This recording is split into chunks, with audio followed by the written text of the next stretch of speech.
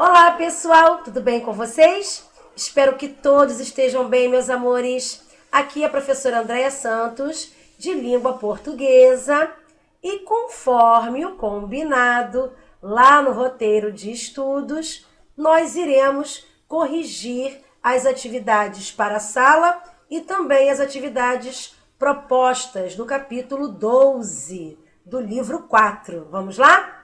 Bom, atenção meus alunos da turma 1000 e da turma 1001. Um grande beijo no coração de cada um de vocês. Estou com muita saudade mesmo, tá, pessoal? Mas logo, logo tudo isso vai passar. Em breve nós estaremos juntos outra vez. Vamos lá? Bom, todos juntinhos aqui comigo. Vamos lá? Página 11. Ok? Todos aqui comigo na página 11. Atividades para a sala. Vamos lá? Bom, leia, número 1. Leia a tirinha a seguir e responda às perguntas. Então, nós temos aqui uma tirinha, né? E a moça pergunta, quem chegou? E o rapaz responde, um sujeito indeterminado. Então, vamos lá. Letra A. Na tirinha, o efeito de humor é provocado por uma situação que envolve a vida de um estudante. Explique-a. Então, a resposta do número 1, né, a letra A do número 1 ficou assim. A personagem volta para casa após uma aula de gramática. Mais especificamente sobre sujeito. Ante a pergunta da mulher, quem chegou? Né? Ela pergunta, quem chegou? O rapaz responde, sujeito indeterminado. Né? O que permite concluir que ele está tão cansado ou tão confuso, né? Ou ambas as coisas, que chega a não se identificar e a se reconhecer, né? Segundo o conceito de sujeito indeterminado. Então, esta é a resposta da letra A. Letra B, vamos lá?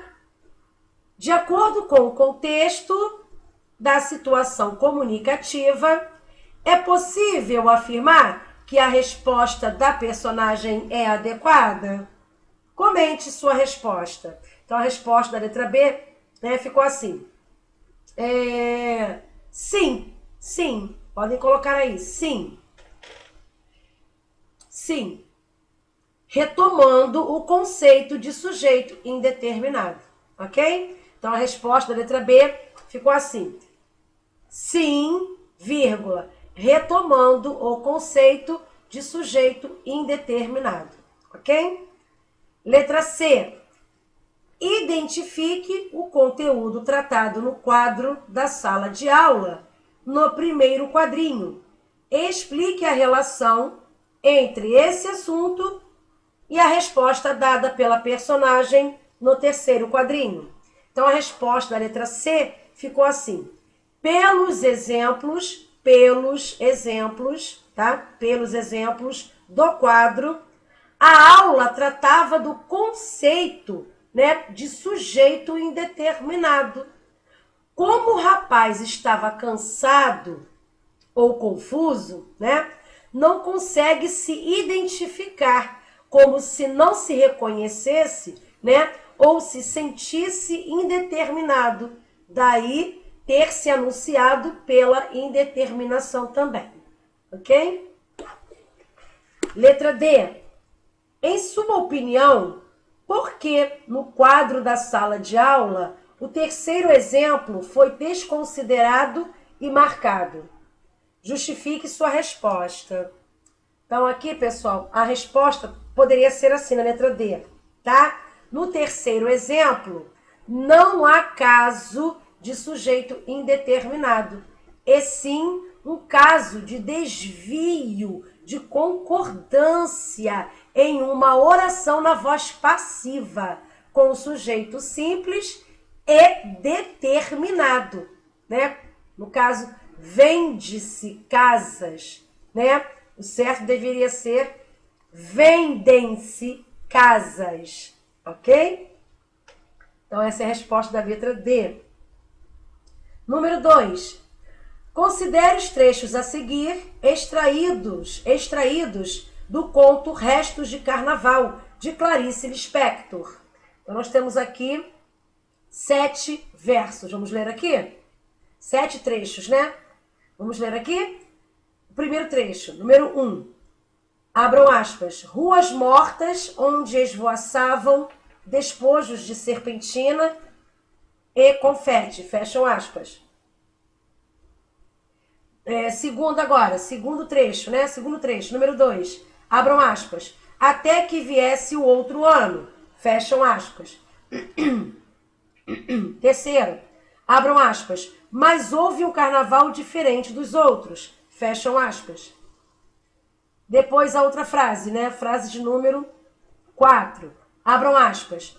A mãe de uma amiga minha resolvera fantasiar a filha. Fecham aspas. Quinta frase. Abram aspas de novo. Embora de pétalas o papel crepom nem de longe lembrasse. Fecham aspas. Sexta frase. Abram aspas de novo. Quando, horas depois, a atmosfera em casa acalmou-se. Fecham aspas. E sétima frase, abram aspas de novo. Só horas depois é que veio a salvação. Fecham aspas. Então, ele destacou aqui, em cada trecho, ele destacou serpentina, confete, ano, carnaval, amiga, papel, casa e a palavra que. Foram essas palavras que foram destacadas dentro dos trechos. Então, vamos ao enunciado? O núcleo do sujeito está corretamente destacado em... Então, a resposta correta do número 2 é a letra D de dado. Tá, pessoal? Está correto somente no segundo e no quinto trecho, tá? Na oração, né, de número 2 e na oração de número 5. Ok, pessoal? Então, das orações apresentadas, né, os núcleos estão adequadamente identificados, né, justamente, tá, na oração de número 2 e na oração de número 5, tá? Tratando-se, respectivamente, dos substantivos ano e papel, bom? Então, vamos agora para o número 3. Vamos lá? Abram aspas. Triste, ironia atroz. Triste ironia atroz que o senso humano irrita. Né? Triste ironia atroz que o senso humano irrita. 2 pontos. Ele que doira à noite e ilumina a cidade. Fecham aspas. Bom, no fragmento, o sujeito do verbo irritar só poderia ser a letra B de bola, né? É a palavra que, né? Triste ironia, tá bom? Então, pessoal, passando, né, a oração. Triste ironia que o senso humano irrita para a ordem direta, nós temos triste ironia que irrita o senso humano, tá? Então, nós passamos essa frase agora para a ordem direta, né? Triste ironia que o senso humano irrita, né? Na ordem direta ficaria triste ironia que irrita o senso humano. Então, nós podemos perceber mais claramente, né, que o sujeito do verbo irritar está representado pelo pronome relativo que, o qual retoma, né, o termo triste ironia, ok? Por isso que a resposta certa é a letra B de bola. Podem marcar aí a letra B de bola, ok? Número 4 agora. Abram aspas. Destino atroz. Um poeta sofre 3 vezes. 2 pontos. Primeiro, quando ele os sente, vírgula. Depois, quando os escreve e, vírgula. Por último, vírgula. Quando declamam os seus versos. Fecham aspas. Mário Quintana. Bom, o sujeito do verbo declamam só poderia ser a letra B de bola também. Podem marcar a letra B, pessoal. Indeterminado, tá? A forma verbal declamam está na terceira pessoa do plural e não apresenta no texto nenhum termo que poderia ser relacionado à função de sujeito. Portanto, não é possível identificar o sujeito, razão pela qual é indeterminado. ok? Bom, vamos agora para a outra página. Página seguinte, vamos lá? Página 12. Número 5. Assinale a frase cujo sujeito se classifica do mesmo modo que o da frase, abram aspas, faz muito calor no Rio o ano inteiro, fecham aspas. Bom, a resposta correta só poderia ser a letra A, tá? Devia haver mais interesse pela boa formação profissional. Ok, pessoal?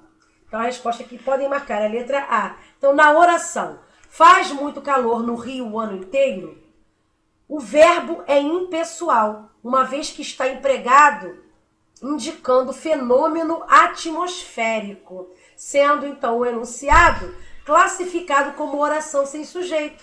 Então, na alternativa A, o verbo haver é o verbo principal da locução verbal, né? Da locução devia haver. E está empregado, né, na acepção de existir. Portanto, também impessoal. Ok? Vamos agora para as atividades propostas. Vamos lá? Número 1, questão da PUC, que diz assim: indique a alternativa correta no que se refere ao sujeito da oração. Abram aspas. Da chaminé da usina subiam para o céu nuvens de fumaça. Fecham aspas. Então, a resposta correta, a resposta só poderia ser a letra B de bola, tá? Simples, tendo por núcleo a palavra nuvens. Ok, pessoal? Então, aqui o sintagma nominal, né, nuvens de fumaça, desempenha a função de sujeito, tá? E tem por núcleo o substantivo nuvens, o que leva o verbo para a terceira pessoa do plural, tá? Fumaça, né? O outro substantivo que aparece no sintagma é preposicionado. Então, logo, não pode exercer a função de sujeito, ok? Então, a resposta aí, letra B de bola. Podem marcar. Número 2. Observe as seguintes orações. Então, eu tenho aqui 3 orações. Primeira, pede-se silêncio. A segunda, a caverna anoitecia aos poucos. E a terceira oração, fazia um calor tremendo naquela tarde. Ok? O enunciado diz assim: o sujeito de cada oração se classifica respectivamente como... Só poderia ser a letra E, tá? Podem marcar a letra E. Simples, simples e inexistente. Ok? Então, letra E, tá? Número 2, letra E. Então, na primeira oração, pessoal, que está na voz passiva sintética, né? A palavra silêncio é sujeito simples, tá? Na segunda oração, o verbo anoitecer está empregado em sentido figurado, tá? Conjugando-se em quaisquer pessoas, tá? Não só na terceira, tá? E apresenta um sujeito simples, a caverna, ok? Com o qual ele vai concordar. Na terceira oração, né, o verbo fazer está indicando fenômeno atmosférico, né, sendo, portanto, impessoal. Então, não há sujeito nesse tipo de oração, tá? Por isso que a resposta certa é a letra E. Número 3, vamos lá? Há sujeito indeterminado em... Só poderia ser a letra D de dado. Ali, vírgula, rouba-se no atacado e no varejo. Então, número 3, a resposta certa é a letra D de dado. Podem marcar aí, tá, pessoal? Então, na oração aqui, né, na oração da alternativa letra D, o C atua como índice de indeterminação do sujeito, né? O que aponta para o fato de o sujeito da oração, no caso aqui, o agente da ação expressa pelo verbo roubar, é indeterminado, tá bom? Então, podem marcar aí a letra D de dado. E vamos agora para o número 4, uma questão do Mackenzie. Vamos lá? Número 4, que diz assim: assinale a alternativa em que nada funciona como sujeito. A palavra, né? No caso aqui, a palavra nada, tá? Funciona como sujeito. Vamos ver onde a palavra nada funciona como sujeito? Só poderia ser a letra D de dado, né? Nada me perturba. Exatamente, nada me perturba. Tá? Letra D de dado. Tá bom, pessoal? Podem marcar aí. Número 5. Vamos lá? Número 5. Observe a seguinte estrofe de autoria de Machado de Assis. Abram aspas. Lembra-me que, em certo dia, na rua, ao sol de verão, envenenado morria um pobre cão. Fecham aspas. Aparece aí a inversão do... Só poderia ser a letra B de bola. Podem marcar a letra B. Sujeito, né? Sujeito, um pobre cão. Tá, pessoal? Então, o sintagma nominal, um pobre cão, cujo núcleo, né, é o substantivo singular cão, ele desempenha a função de sujeito, aparecendo posposto, né? E estabelece concordância com a forma verbal morria, que está na terceira pessoa do singular. Ok? Então, por isso que a resposta certa é a letra B de bola. Podem marcar aí. Vamos agora para o número 6, página 13. Vamos lá, número 6? Considere as orações a seguir. São 3 orações. Vamos ver a primeira. As chuvas abundantes, pródigas, violentas, fortes anunciavam o verão. Segunda oração. Eu e você vamos juntos. Terceira oração. Vendeu-se a pá. Então, o enunciado diz: o sujeito nessas orações é, respectivamente, letra D de dado, simples, composto, a pá. Tá bom?